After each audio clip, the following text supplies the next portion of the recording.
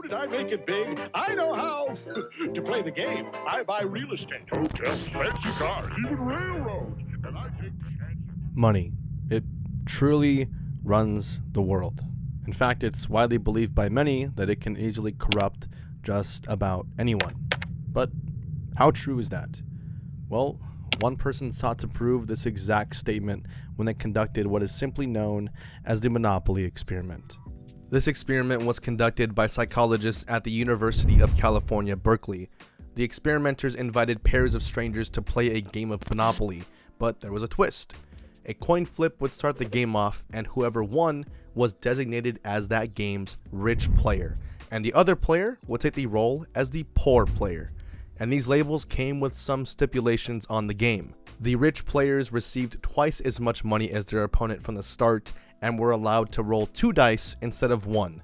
And as the game progressed, anyone with a brain could confidently identify who would win every game before it even started. And it was in fact the rich player that would always come out on top.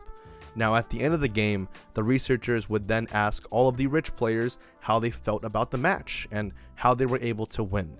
And this is where things get slightly shocking.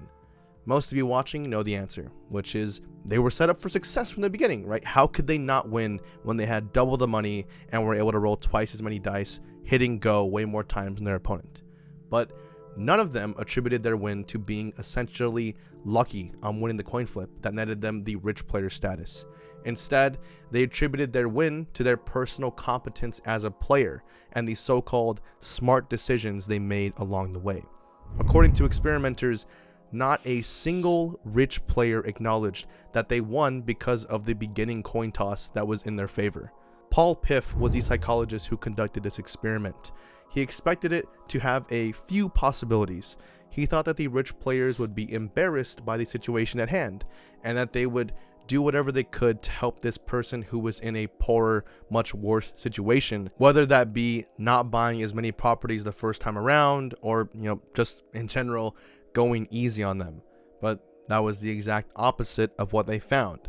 According to him, the rich players began to behave rather strangely, showing off their money by waving it in front of the other player's face, making remarks against the poor players' bad choices, and in general, the richer players began to act more dominant and portray a mean confidence.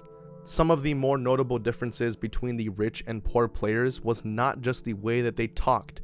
Apparently, the rich players even began to move around the board louder, literally smacking the piece against the board as they went around. The initial reason for wanting to conduct this study was to observe the experience of being a privileged player in a rigged game. Piff wanted to see how the players think about themselves in regard to everyone else when they are given a massive advantage. And it doesn't take a rocket scientist to see what this study reveals about us as humans. When something good happens to us, we attribute it to our overall competence as a person. On the other hand, when something bad happens, it can't possibly be us. We link it to external factors instead because it preserves our egos. Piff thought that this experiment can be used to understand the hierarchical nature of society. According to him, this is a prime example of how wealthy people behave in relation to those who may not be as in good of a position as they are. Right? Not to say that every single wealthy person behaves in this manner, but you can't deny the potential link between the notion of money and the way that we behave. And it's so interesting to look at, especially when it's so plainly laid out in front of us. Give him another month to think about it.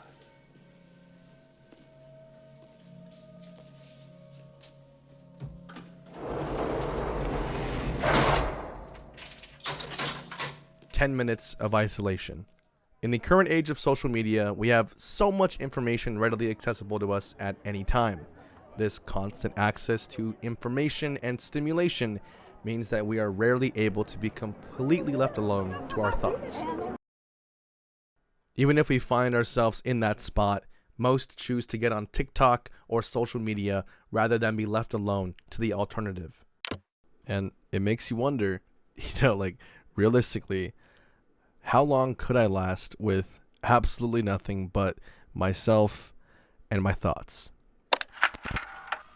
Timothy Wilson, a social psychologist at the University of Virginia in Charlottesville, explored this state of being alone with one's thoughts and found that it appears to be one of the most unpleasant experiences a person can have. The experiment was simple. He would leave people alone in a comfortable room with nothing at all. Nothing besides one small button in the room that would administer an electric shock to the subject when it was pressed. He conducted this experiment to see if people could survive being alone with their thoughts for an extended amount of time without needing any kind of stimuli. And he was rather perturbed when eventually everyone gave in and chose the electric shock rather than sit there in complete silence. But that's just the simplified overview, right? The first edition of this experiment had no button and went something like this. Wilson and his colleagues at Harvard asked participants to spend anywhere from 10 to 15 minutes alone in a comfortable room that contained nothing. The idea behind the 10 to 15 minutes was to provide a fair thinking period in which participants could entertain themselves solely with whatever went on in their minds. They were placed in sparsely furnished rooms and asked to put away all of their belongings. After enough time went by and they went back to check on the participants, they would ask them to rate their experience on a 9-point scale, where the higher the number, the more enjoyable their time was. And in all of these tests, about half of the participants acknowledged that they did not like their experience, reporting an enjoyment level at or below the midpoint of the scale. Many people stated that they could not concentrate under such conditions and found the experience either boring or wildly unpleasant. This prompted researchers to take things a step further. According to the results published, some participants were put in a room with a device that would give them a small electric shock if they pressed a button. 12 of them administered the electric shocks themselves rather than continue to sit alone with their thoughts during the session. And what's crazy is one of the participants that went really overboard, apparently shocking themselves over 190 times. Wilson mentioned that he found the results surprising at first because he wanted to believe that people would be able to enjoy some downtime. Additionally, he also said that he received numerous emails from older people telling him that the study was wrong because they had no problem sitting with their thoughts. According to Wilson, researchers went into this experiment thinking that it would be extremely easy for people to keep themselves entertained, and they thought that it would be not hard at all for people to construct fantasies and stories, but by the end of the experiment, he suggested that the results may be because some of us have trouble controlling our thoughts. This, of course, varies from person to person.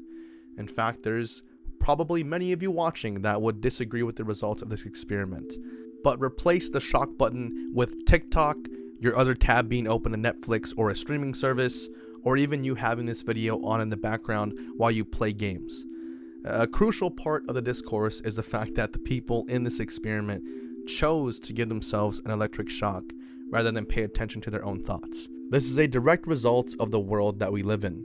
Our mind is taught to engage with the world around us, and in this current digital age, there is so much to distract ourselves with. When we are exposed to many different forms of video, news, and stories, it can be quite disorienting to have nothing to focus on. So when we don't have anything to stimulate our minds, it's hard to know what to do, right? It's so easy to think that we are so much different than the people in these experiments because most of us are going to lump them in with the general public, right? Like, I'd easily be able to withstand 10 minutes of silence, right? There's no way I would shock myself. But you don't really know until you're in the room and that button is in front of you.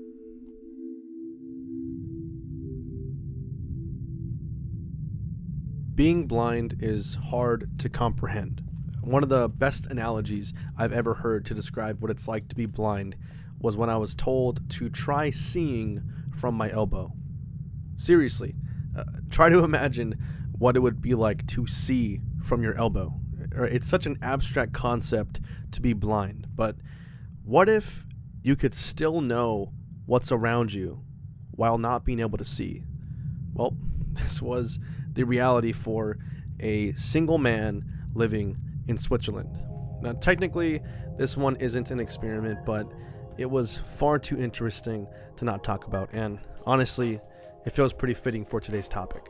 So this case involves a famous man simply known as TN. Why? Well, I don't know. Ask the dozens of articles that I read that never called him anything else other than these 2 letters. Throughout his life, TN ended up having 2 strokes, one on either side of his brain.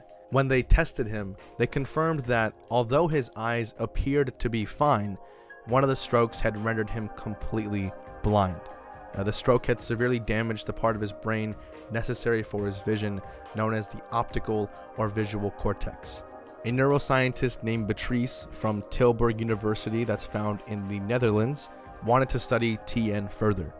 As part of an experiment, she and her colleagues laid out an obstacle course in a hallway. The obstacles consisted of everyday objects like a paper basket, a stack of books, a desk, and they told TN to walk down the hall. And when he did, instead of walking straight into every single thing that was in the hallway, he carefully stepped around each one of the obstacles.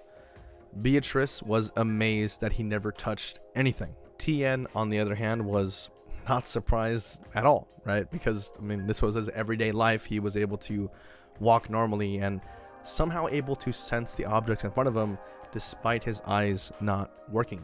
Believing that he was not telling the truth and that he was somehow relying on his other senses to navigate this obstacle course so flawlessly, the researchers repeated the experiment, but this time they asked him to wear earplugs. Despite the extra precaution, his performance didn't change. He still avoided all the objects flawlessly. It was now certain that whatever was going on, TN was somehow able to see the objects in front of him, despite his vision being completely gone. According to the researchers, TN had what is known as blind sight. Even though the primary center of his brain that is used to process visual information was destroyed, he still has a somewhat more primitive part of his brain intact that is capable of doing some visual processing. The best analogy that I could come up with is it's like having a console on with the TV turned to a different source or just the TV off entirely. The console is still running perfectly and the information is still technically being fed to the television. It's just not showing up on the screen, but the information is still there and the TV knows the information. Researchers who read about this case think that it could be possible that TN's brain may be making use of a separate visual pathway altogether, but regardless, TN is still the blind man who is somehow able to see with his so-called subconscious eye.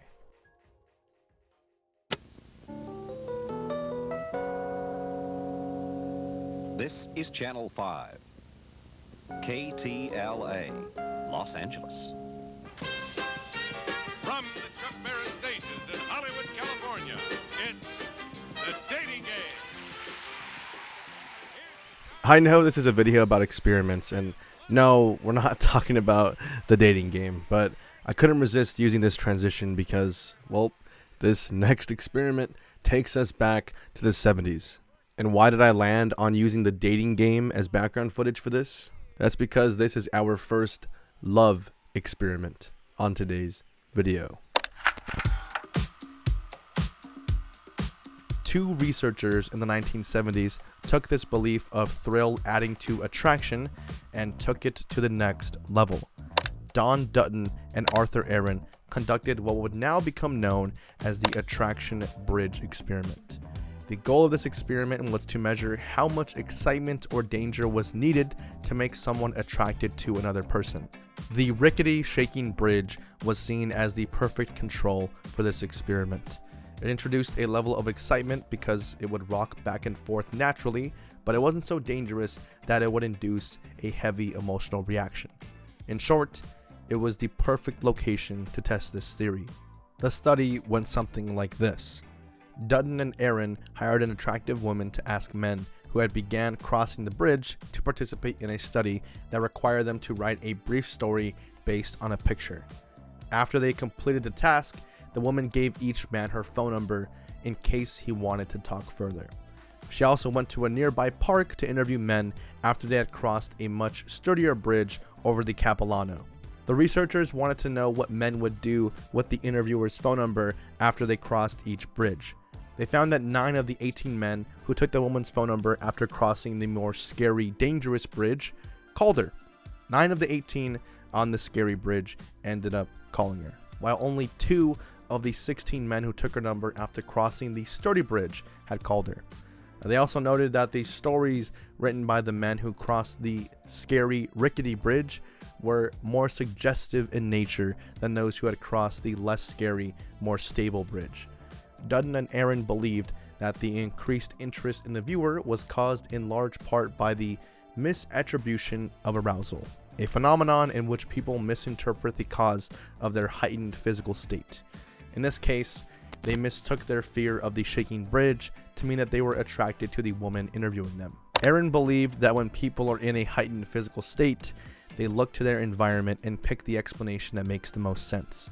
In this case, the researchers believed that the men attributed their increased heart rate and sweaty palms to the attractive woman rather than the fact that they had crossed a bridge suspended 70 meters above a rushing river. Dutton and Aaron's study suggests that a small amount of stress can help spur amorous feelings. Aaron even jokingly suggests if you want someone to be attracted to you, you may want to arrange to do something that's a little bit exciting or scary. Although he adds that it may even backfire. He found that if a person finds someone unattractive, he or she will likely find that person even more unattractive after an arousing event. In fact, just because I don't see another opportunity to talk about this, there was another such study conducted by Cindy Merton and Penny Frolick in 2003.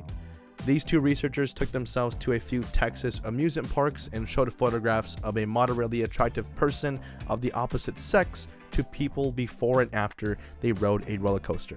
They found that people rated the person in the photograph as being more attractive after riding the roller coaster versus before they got on. Dutton and Aaron's experiment also caught the attention of other researchers. Sheena Iyengar, a Toronto-born professor at Columbia Business School, wrote about the study in her book. According to her, it serves as a reminder that we don't always know what we're feeling and how to interpret it, which makes it difficult for us to make any kind of choice in our life. This study can be relevant beyond the realm of dating. We often think that we make rational decisions, but we neglect the effect of our physical state and how it can cloud our thinking. One such example that I'm sure many of us can relate to is the concept of being hangry or even shopping on an empty stomach. You are more likely to give in to your temporary emotions and buy more food that you don't need if you shop on an empty stomach. And on the flip side, you can find yourself choosing the wrong partner simply because there was a sense of danger during the first time that you met.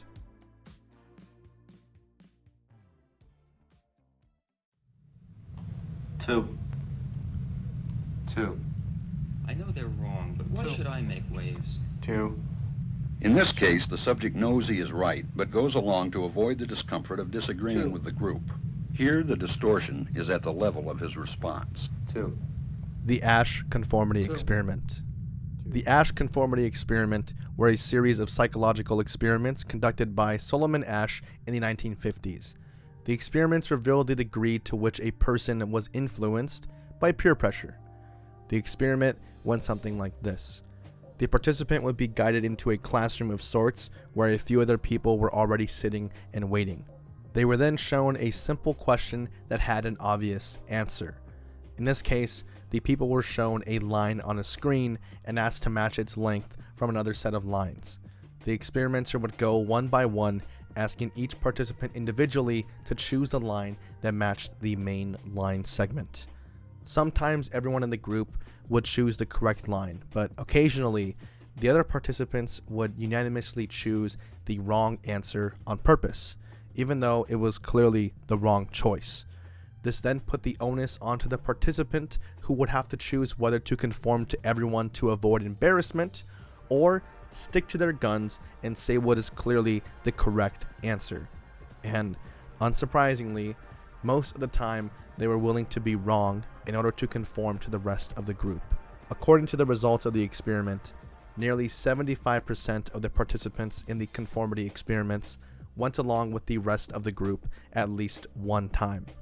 When people were asked why they had gone along with the rest of the group, They stated that while they knew in their hearts that the rest of the group was wrong, they did not want to risk facing any possible ridicule for standing out among them in fear of actually being wrong.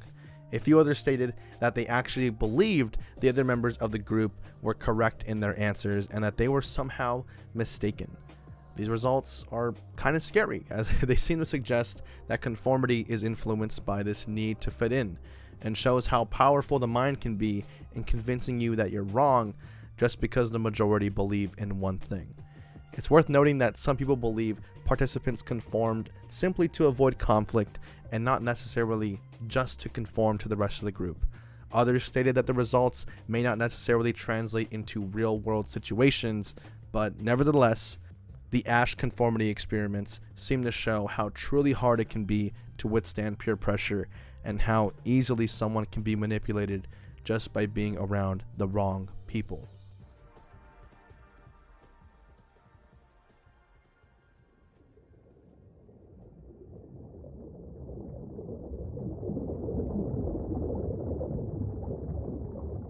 The drowning rats experiment.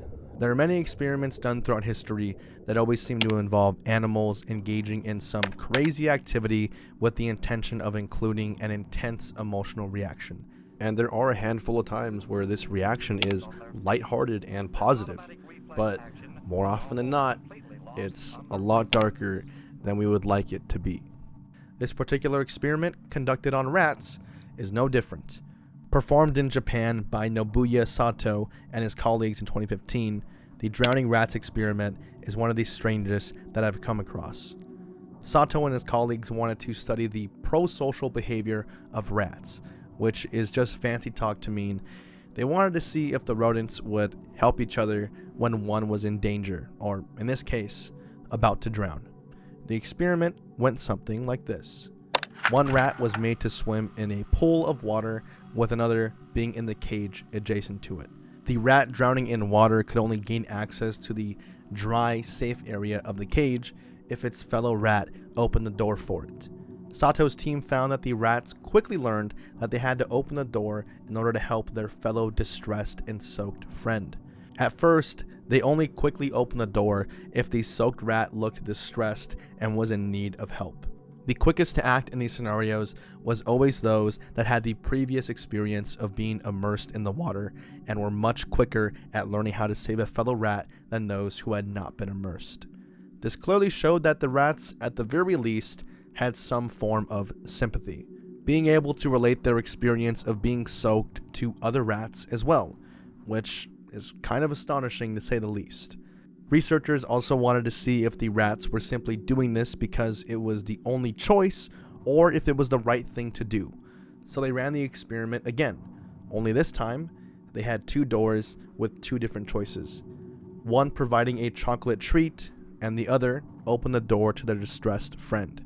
They observed that when the rats had to choose between these two options, most of the rats chose to help their cage mate, opting to leave the treat alone. Sato seemed to think that this meant that the rats saw more value in helping others than the benefit of a food reward, concluding that rats do in fact behave pro-socially and at the very least, on a basic level, contain some form of empathy. As for this experiment being ethical, I don't think so, right? Like many of the experiments on today's list, you will find that some of them were extremely unwarranted, especially our next one up. The rat park experiment. American psychologist Dr. Bruce Alexander conducted various experiments in the 1970s that have come to be known as the rat park experiments. The basis of the experiment started with this one thought. What if drug-addicted people weren't addicted because of their poor choices, but because of their environment?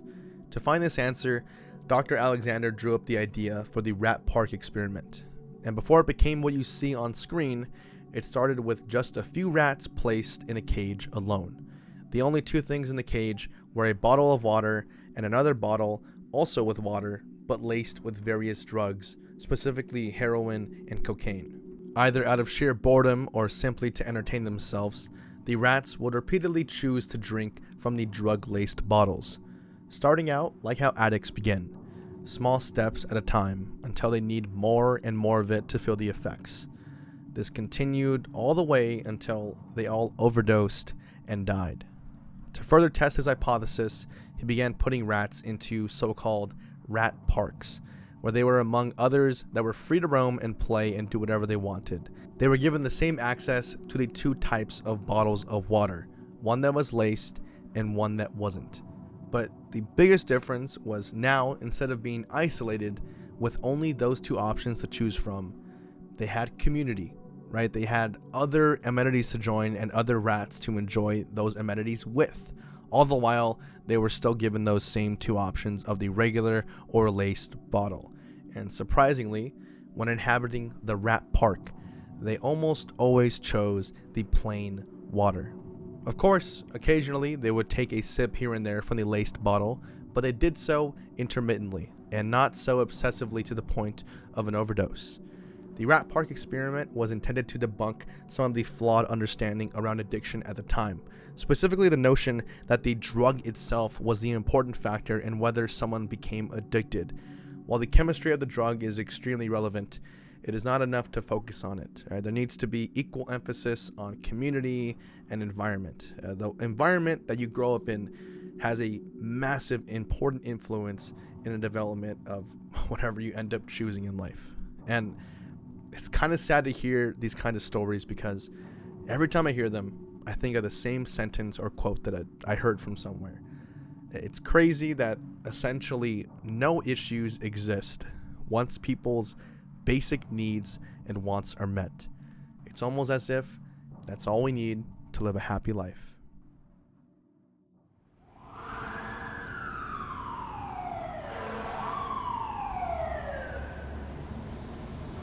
The car crash study.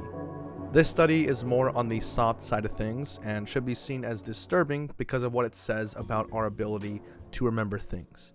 I firmly believe that eyewitness testimonies is one of the worst ways to prove anything.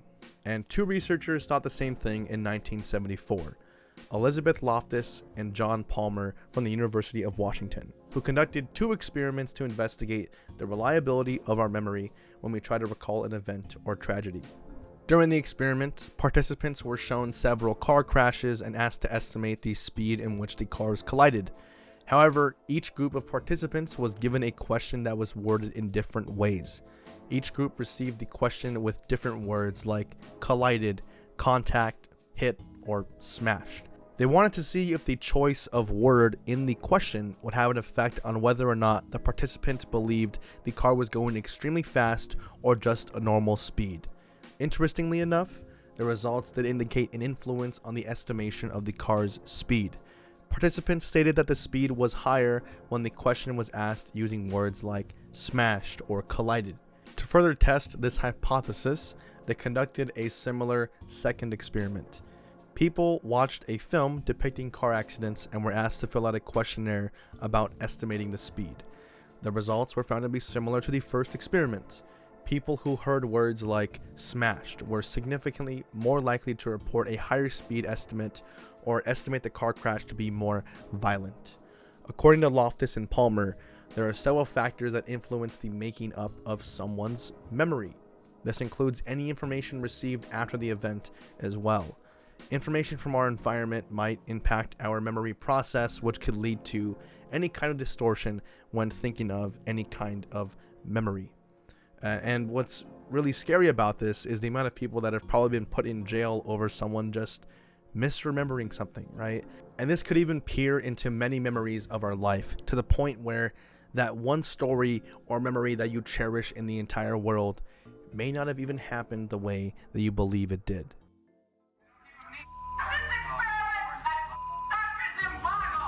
The Stanford Prison Experiment. The Stanford Prison Experiment is one of the most well-known experiments in the field of social psychology. It took place at the Stanford University in August of 1971. It was intended to measure the effect of labeling, role-playing, and social expectations on behavior over a period of 2 weeks. And the craziest part is that because of what ended up happening during the experiment, it didn't even last the full 2 weeks. It only took 6 days before the Stanford Prison Experiment was shut down for good. Yeah.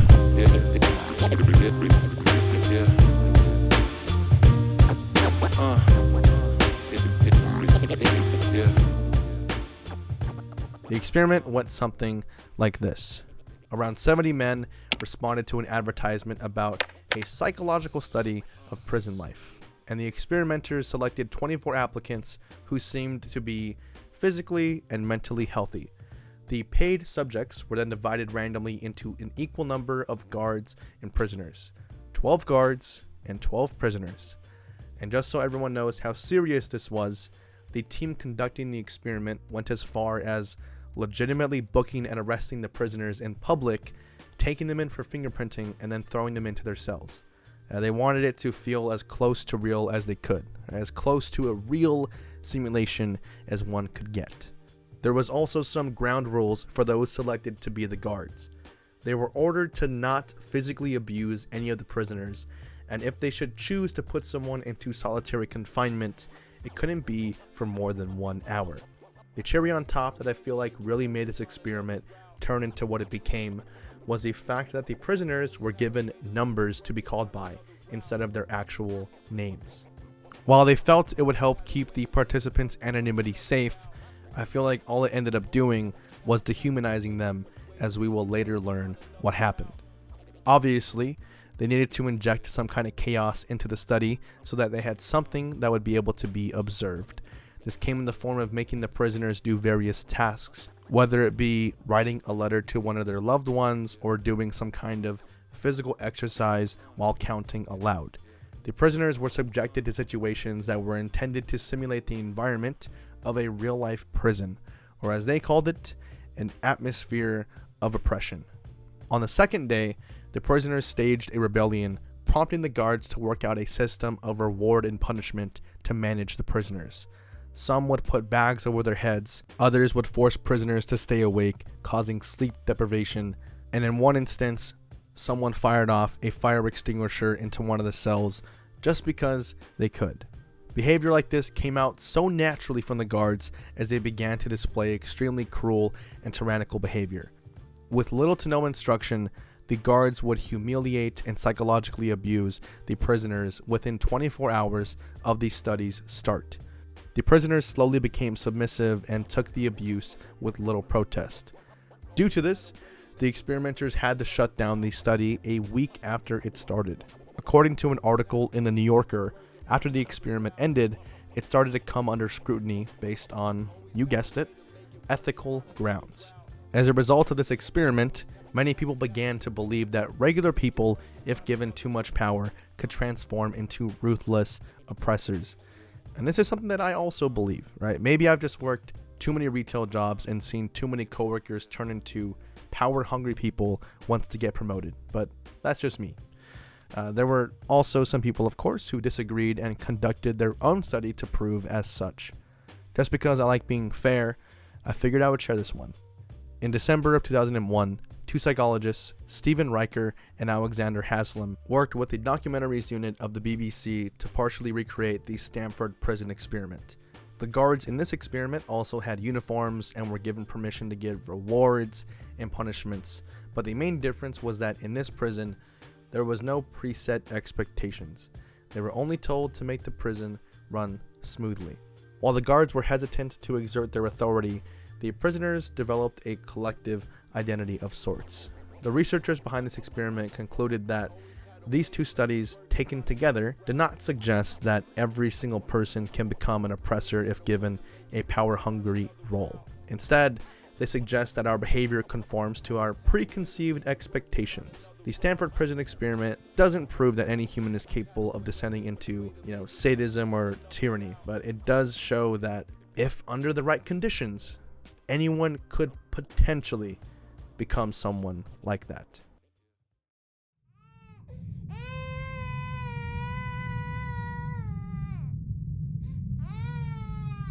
What would happen if you left two babies alone in a room from birth? Would they develop a way to communicate? Would they develop emotions? If they did, what would those emotions be?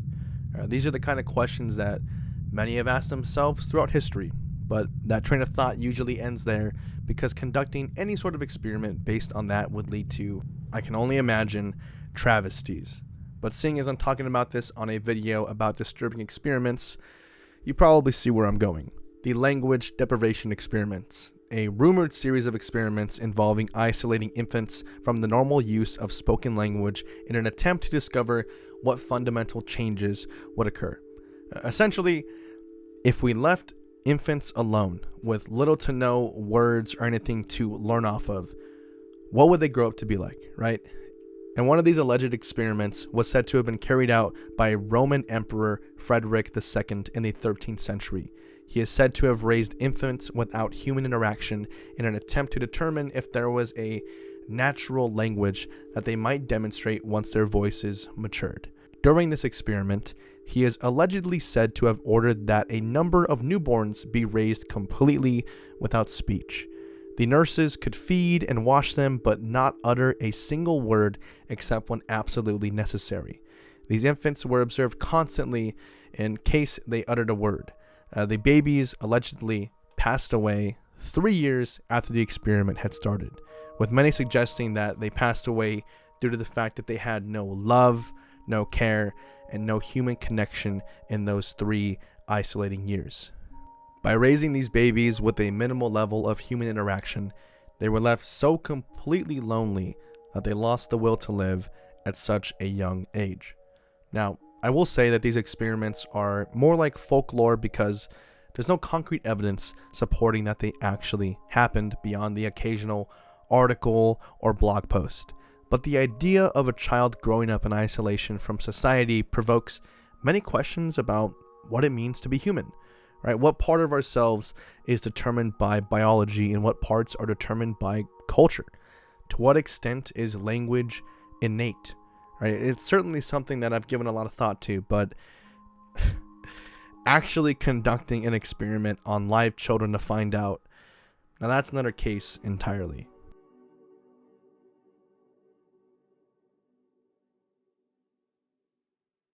If you made it here, then you made it to the end of today's video. This one took me a pretty long time to get out. It's been almost a month since my last upload, and I have been working every day at it. Midway through the edit, I ended up changing the style entirely. I went for like a more atmospheric vibe than what I was doing before, which was kind of like just kind of like talking to the camera almost. So that's kind of why this one took so long to get out. I'm actually trying to stick to a new schedule, starting with this video. I'm going to be doing I'd rather say it now out loud on the camera so that I feel like I have to stick to it. I'm trying to do Fridays at 10 a.m. That's like what the days I want to be uploading. And yeah, I've talked to like a few YouTuber buddies of mine, my girlfriend, and like I think it's just really good for me to like have a set day to upload videos, because I think it gives me like something, it does something to my brain to like, let's upload, or like let's actually work on the upload for this week instead of like just kind of doing whatever I want during the week and not uploading. I think it'll be good for the channel and obviously good for you guys to get more videos. I already have the next video script done. I have two scripts done. I have one to record tomorrow and then one to record and edit myself, and yeah, those will be out soon.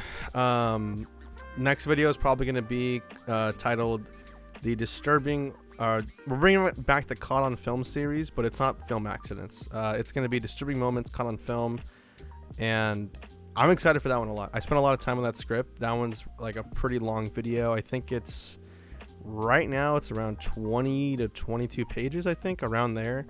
And 3 of the stories I think for sure are not going to be on YouTube. I think if I were to put them on YouTube, but they would just be too heavily censored. So we're going to probably put them on Patreon. This will be the first time I'm doing like that many stories exclusive to Patreon. So if you want to see those, make sure to get in on the Patreon early. It's only $3. If you want your name at the end, $10. That might be coming down soon. I might put out the $5. But I don't know how to edit my Patreon like tiers. Like when I go on the website, it's kind of weird. But yeah, that's a great transition to the patron shout out. So if you are on screen, thank you from the bottom of my heart. Seriously, thank you. Like, it does not go unnoticed. I do use all of the money to buy either like equipment, like this month I ended up buying, you can't really see it on camera, but like stuff for my camera. I have a better lens on it. I have an actual like microphone on the camera that I use when I shoot other things like skits and stuff. I've bought like a, what's it called? I'm using it right now too. It's like a rechargeable, not rechargeable. It's like a battery that plugs into my camera, and then it has a cord running to my computer, so it can stay on forever. I used to just use these batteries and just charge like 4 or 5 of these to film a video, and now I can just plug it in and record, and it's easy, and I love it. A lot of the Patreon money has gone to this kind of thing, which is why you guys are seeing more stuff that's like VCR. I finally have like an actual VCR setup.